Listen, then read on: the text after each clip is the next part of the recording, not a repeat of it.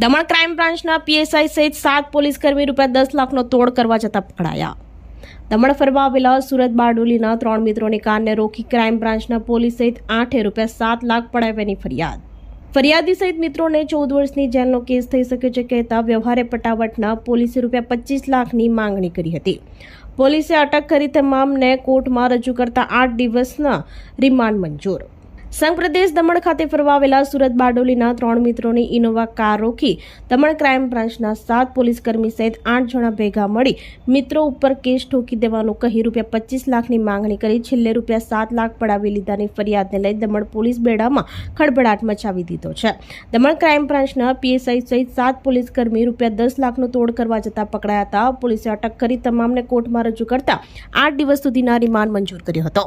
દમણ દીવ કોંગ્રેસના પ્રદેશ પ્રમુખ કેતન પટેલે ક્રાઇમ બ્રાન્ચના પોલીસકર્મીઓએ ₹7 લાખ પડાવવા પ્રકરણમાં તંત્ર સામે રોષ વ્યક્ત કર્યો હતો। આ બાબતે દમણ પોલીસના એસપી કેતન બંસલે જણાવ્યું હતું કે દમણ કોસ્ટલ પોલીસ મથકમાં સુરતના પ્રવાસી અજય રમેશભાઈ પટેલે ફરિયાદ નોંધાવી હતી, જેમાં 25 ઓગસ્ટના રોજ સવારે પોતે અને 2 મિત્રો હાર્દિક પટેલ અને Pinakin Patel Innova car number GJ21AH8778માં દમણ ફરવા અને પાર્ટી કરવા માટે સુરતથી નીકળ્યા હતા। બપોરે દમણ પહોંચ્યા અને દેવકા બીચની મુલાકાત લીધી અને દેવકા વિસ્તારમાં એક ફાર્મ હાઉસમાં રાત્રિ રોકાણ કરી પાર્ટી કરવાનું વિચારી રહ્યા હતા। ભીમપોર દોરી નજીક હેરિટેજ વાઇન શોપ ગયા, જ્યાંથી દારૂ ખરીદ્યો હતો। ત્યારબાદ તેઓ વાસુકીનાથ મંદિર નજીક પહોંચ્યા ત્યારે સફેદ એક્ટિવા અને 3 મોટરસાયકલ પર સવાર 5 જેટલા લોકોએ રોકી કારની તપાસ શરૂ કરી। કારમાં બિયર અને બ્રીઝર જોતાની સાથે તેઓએ પોતાને પોલીસ સ્ટાફ તરીકે ઓળખ આપી કાર આગળ લઈ જવાનું કહ્યું। આ પછી ત્રણેયને પોલીસ હેડક્વાર્ટર લઈ જવામાં આવ્યા હતા અને તેઓએ દારૂની રસીદ બતાવતા નકલી જાહેર કરી અને 14 વર્ષની જેલનો કેસ થઈ શકે છે, જેથી ત્રણેય મિત્રોએ વ્યવહાર કરીને મામલો ઉકેલવા જણાવતા ત્રણેય પાસેથી ₹25 લાખની માંગણી કરી હતી।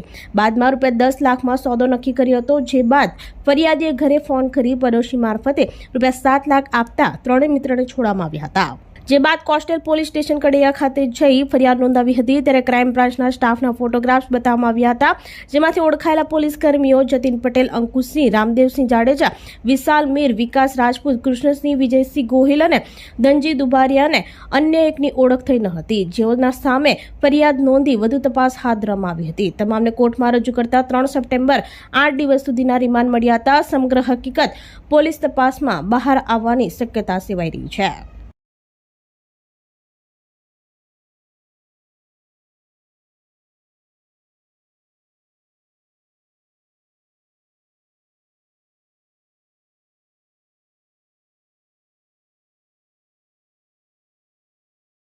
ये कल रात्रि यानी कि ये 25/8 की रात्रि में पुलिस कंट्रोल रूम से ये कढ़ैया पुलिस थाने में हमें एक किडनैपिंग फॉर रैंसम की जो कॉल है वो सूचना हमें प्राप्त हुई कि कुछ व्यक्तियों का अपहरण कर लिया गया और उनसे 10 लाख रुपए की जो है वो मांग की जा रही है। तो तुरंत ही जो हमारी पुलिस टीम है, हमारा पीसीआर व्हीकल है, वहाँ पे मौके पर पहुंचा और जो ये 3 लोग थे उनको हमने सुरक्षित हम थाने में उनको लाया गया।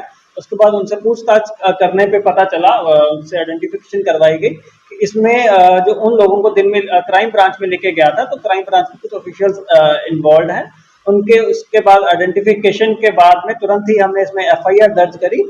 सेक्शन 142, 308, 35 यानी कि एक्सटॉर्शन, किडनैपिंग और कॉमन इंटेंशन के तहत ये एफआईआर दर्ज की गई और क्राइम ब्रांच के 9 ऑफिशियल्स को अरेस्ट किया गया है और आगे की कार्रवाई जारी है। उसमें आप लोगों को जो भी है आगे डिटेल्स प्लीज हम लोग शेयर। ये गुजरात के लोग थे, कुछ इनसे शायद दारू वगैरह की उनको इन्फॉर्मेशन थी कि कुछ ये दारू वगैरह कैरी कर रहे हैं, तो उस बिना पे इनको वेरिफिकेशन के लिए क्राइम ब्रांच की द्वारा लेके जाएगा। जो उन्होंने बताया कॉल में वो 10 लाख की मांग की गई थी और 7 लाख इन लोगों ने जो है उन्होंने किडनैप किया, हमको 7 लाख रुपए दिए। क्राइम ब्रांच के ऑफिशियल्स ने जिनको हमने अरेस्ट किया है।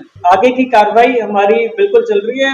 जो भी एविडेंस सबूत इकट्ठे करने हैं, जो भी रिकवरी करनी है, वो सब हम उसमें वो कर रहे हैं और आपके साथ तुरंत आपको बताया जाएगा। प्लीज अभी हम इन्वेस्टिगेशन आपको बताया ना, अभी तक हमने 9 लोगों की गिरफ्तारी करी है। गुजरात से आए हुए टूरिस्ट को परेशान करना और फिरौती मांगना, लूट करना, ये जो मामला है दमन, दीव और दादरा नगर हवेली के लोग चाहते हैं कि ये पुलिस वालों का चेहरा बेनकाब करे और खासकर जो हमारे नए आईपीएस अधिकारी मीना डीआईजी आए हैं, जो काफी सुलझे हुए ऑफिसर है, एनआईए जैसी बड़ी पद पे रह चुके हैं और मैं तो कहता हूं कि काबिले तारीफ है कि उन्होंने उनके ही पुलिस कर्मियों पर, उनके ही पुलिस वालों पर एफआईआर केस दर्ज कर दिया। आज जब रक्षक ही भक्षक बन जाएंगे तो ये देश का क्या होगा। शासन प्रशासन को भी मैं इतना ही कहूंगा कि आज मैं एक न्यूज़पेपर में पढ़ रहा था कि उन 8-9 पुलिसकर्मियों को सस्पेंड कर दिया गया है। क्यों सस्पेंड कर दिया? उनको नौकरी से टर्मिनेट कर देना चाहिए। सस्पेंड करने से नहीं कुछ नहीं होगा, उनको टर्मिनेट कर देना चाहिए। આપણી સંકલ્પ ન્યૂઝ ચેનલને સબસ્ક્રાઇબ અને લાઇક કરો, બેલ આઇકન દબાવો જેથી આવનાર ન્યૂઝ અપડેટ્સની નોટિફિકેશન આપના મોબાઈલ પર સૌથી પહેલા પહોંચે. Like, subscribe and share the video.